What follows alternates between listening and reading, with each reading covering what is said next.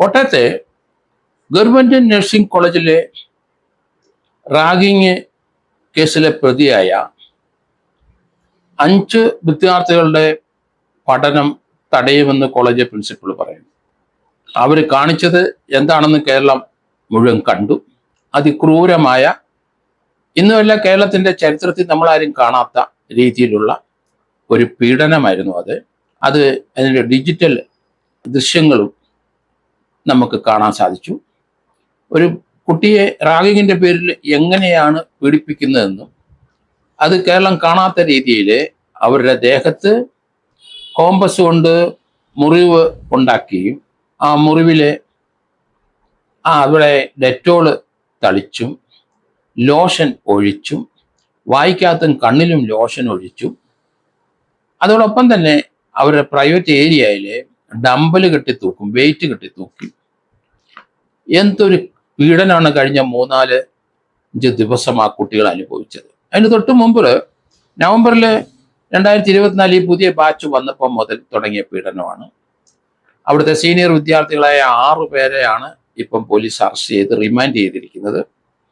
KGSNA എന്ന് പറഞ്ഞ വിദ്യാർത്ഥി സംഘടന SFI ആയിട്ട് അഫിലിയേഷനുള്ള സംഘടനയാണ്. അവരാണ് ഈ ക്രൂരകൃത്യങ്ങളൊക്കെ ചെയ്തത്. അതിൽ സംസ്ഥാന തലത്തിൽ നേതാവായ ഒരു വിദ്യാർത്ഥിയുണ്ട്.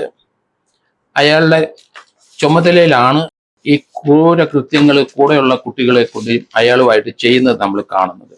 കോട്ടയം മെഡിക്കൽ കോളേജിനോട് ചേർന്നുള്ള ഗവൺമെന്റ് നഴ്സിംഗ് കോളേജിലെ പ്രിൻസിപ്പളും അധ്യാപകരും ഈ വിവരമൊന്നും അറിഞ്ഞേയില്ല എന്നാണ് പറയുന്നത്. അവരെയാണ് ആദ്യം അറസ്റ്റ് ചെയ്യേണ്ടതെന്നാണ് ഞാൻ പറയുന്നത്. കാരണം ഇതിന് കൂട്ടുനിൽക്കുന്നവരാണ്, രാഷ്ട്രീയപരമായി ചിന്തിക്കുന്നവരാണ്. അവർക്കാർക്കും കുട്ടികളുടെ നഴ്സിംഗ് കോളേജിൽ പഠിപ്പിക്കാനുള്ള അവകാശമില്ല. ആ കുട്ടികളുടെ ജീവനും സംരക്ഷണം കൊടുക്കേണ്ട അധ്യാപകരാണ് ഇവർ.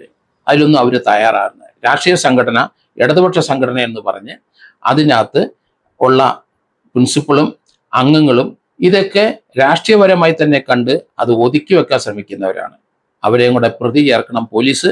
കാരണം നെഗ്ലിജൻസ് അവരുടെ ഭാഗത്തുനിന്ന് ഉണ്ടായി കഴിഞ്ഞിരിക്കുന്നു. എന്നിട്ട് കുട്ടികൾ പരാതിപ്പെട്ടുന്നില്ല, ന്യായവും പറഞ്ഞു നിൽക്കുകയാണ്. ഒരു കോളേജിലെ ഒരു കുട്ടി സ്കൂളിലും കോളേജിലും പഠിക്കാൻ വന്നു കഴിഞ്ഞാൽ അവർ ആ കോളേജ് ക്യാമ്പസിനകത്ത് അല്ലെ സ്കൂളിനകത്ത് എന്ത് ചെയ്യുന്നു എന്ന് അവിടുത്തെ അധ്യാപകരും പ്രിൻസിപ്പളും അവിടുത്തെ പ്യൂണ് വരെയും ആയമാർ വരെ അറിയണം. അത് ഡേ ടൈം മാത്രമുള്ളതായാലും ശരി, അവിടെ ഹോസ്റ്റലിൽ താമസിക്കുന്നതായാലും ശരി, അതാണ് അധ്യാപകരുടെ ഉത്തരവാദിത്തം. അതിൽ നിന്ന് രാഷ്ട്രീയപരമായി വ്യതിചലിച്ച് മാറി ഈ രീതിയിലുള്ള താഴ്ന്ന വർത്തമാനം പറയുന്നത് തീർച്ചയായിട്ടും അവരെ പ്രതിസ്ഥാനത്തേക്ക് കൊണ്ടെത്തിക്കും എന്നാണ് ഞാൻ കരുതുന്നത്. ഇത് ക്ഷമിക്കത്തക്ക രീതിയിലുള്ളതല്ല. ഒരു മനുഷ്യനെ കൊല്ലാൻ ശ്രമിക്കുന്നതാണ്. നമ്മൾ ഇപ്പം കേസെടുത്തിരിക്കുന്ന പോലീസ് മാറി ചിന്തിക്കണമെന്നാണ് ഞാൻ പറയുന്നത്. അത് എടുത്തിരിക്കുന്ന Kerala prohibition of ragging act 1997 വെച്ചിട്ടാണ് ഇപ്പം അവര് കേസെടുത്തിരിക്കുന്നത്. അതിലെ സെക്ഷൻ 6 പ്രകാരം ഇപ്പം ആ കുട്ടികളെ സസ്പെൻഡ് ചെയ്തിട്ടുണ്ട്.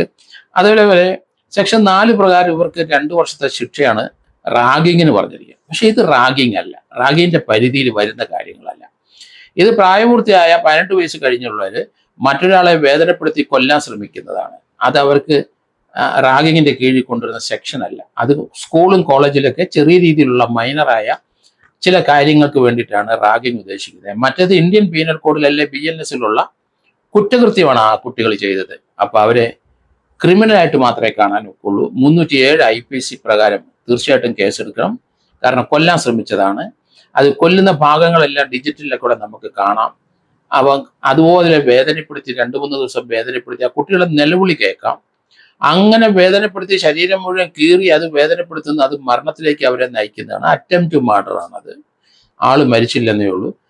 അത് പൂക്കോട് പോലെ അത് മരണപ്പെട്ടു പോയേനെ. അവിടെ 2 ദിവസം 3 ദിവസം അവിടെ ഒരു കുട്ടിയെ പട്ടിണിക്കിട്ട് പീഡിപ്പിച്ച് ആ കുട്ടിയെ കൊന്ന് അവർ അൺകോൺഷ്യസ് ആയപ്പോൾ കെട്ടിത്തൂക്കിയെന്ന് ഞാൻ അന്ന് മുതൽ പറയുന്നതാണ്.